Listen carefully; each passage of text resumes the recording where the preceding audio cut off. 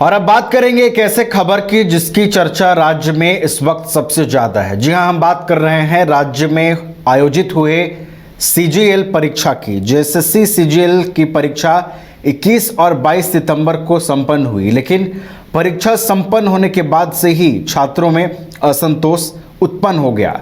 छात्र उनका question paper sealed नहीं था, इस बात को लेकर सवाल उठाने लगे। इसके अलावा भी और कई तरह के सवाल उठाए गए।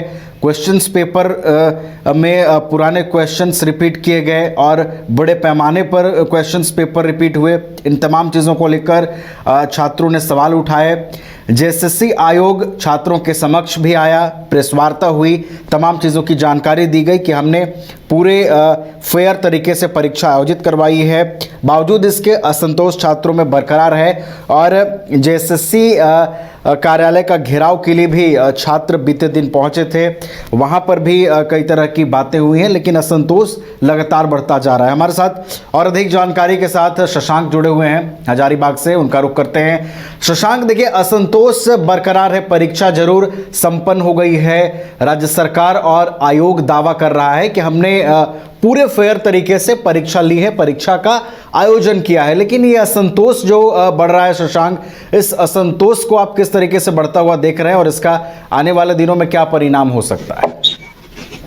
देखिए नवीन, जब से यह परीक्षा संपूर्ण हुई है, छात्रों में इस परीक्षा को लेकर असंतोष है। छात्रों का यह आरोप है कि जिस प्रकार सरकार और आयोग दावा कर रही है कि उन्होंने परीक्षा पूरे फेयर तरीके से ली है, कोई कदाचार नहीं हुआ है, तो वही छात्रों का कहना है कि जिस प्रकार से हजारीबाग के जैक एंड जिल स्कूल और वहीं धनबाद के एक स्कूल और जिस प्रकार से कुछ अपराधी पकड़े गए हैं, सरकार का यह दावा झूठा है। और इस परीक्षा में भी कदाचार हुई है, क्वेश्चन पेपर लीक हुए हैं तथा कई क्वेश्चन पेपर पिछले क्वेश्चन पेपर से रिपीटेड हैं, जिसे लेकर आयोग को भी सामने आना पड़ा। आयोग के चेयरमैन ने प्रेस वार्ता कर सारी जानकारियां दी। साथ ही साथ उन्होंने इस प्रेस वार्ता में एक चीज कही थी कि अगर छात्रों के पास ऐसी कोई जानकारी है तो हमें साझा करें, अगर जरूरत पड़ेगा तो इस बार एक बार इस परीक्षा को रद्द कर फिर से एजेंसी पे कार्रवाई करते हुए आगे फिर से परीक्षा ली जाएगी।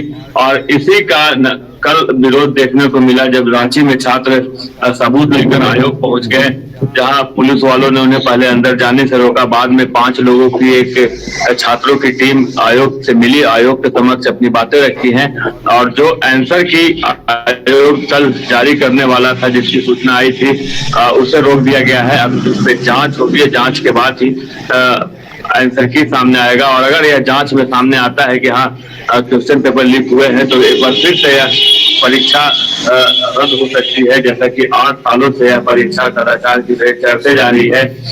हजारीबाग की अगर बात करें नवीन, तो हजारीबाग में छात्रों का असंतोष विशेष तौर पर देखने को मिला। लगातार 2 दिनों तक हजारों हजार की संख्या में छात्र सड़क पर उतरे और अपना विरोध दर्ज कराया।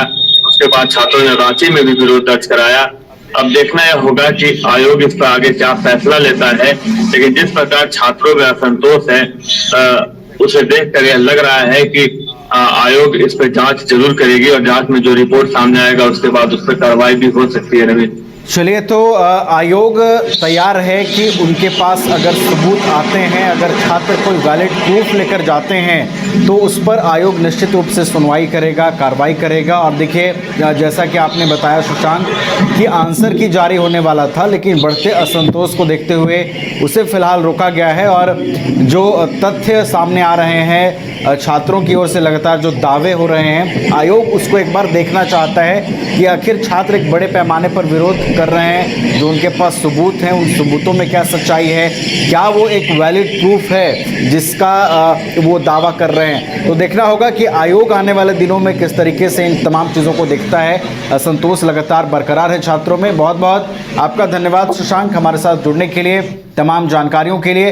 तो सीजीएल परीक्षा को लेकर छात्रों में असंतोष लगातार बढ़ता जा रहा है। आने वाले दिनों में देखना है कि आयोग को जो शिकायत छात्रों ने की है, उस शिकायत पर आयोग किस तरीके से कार्रवाई करती है।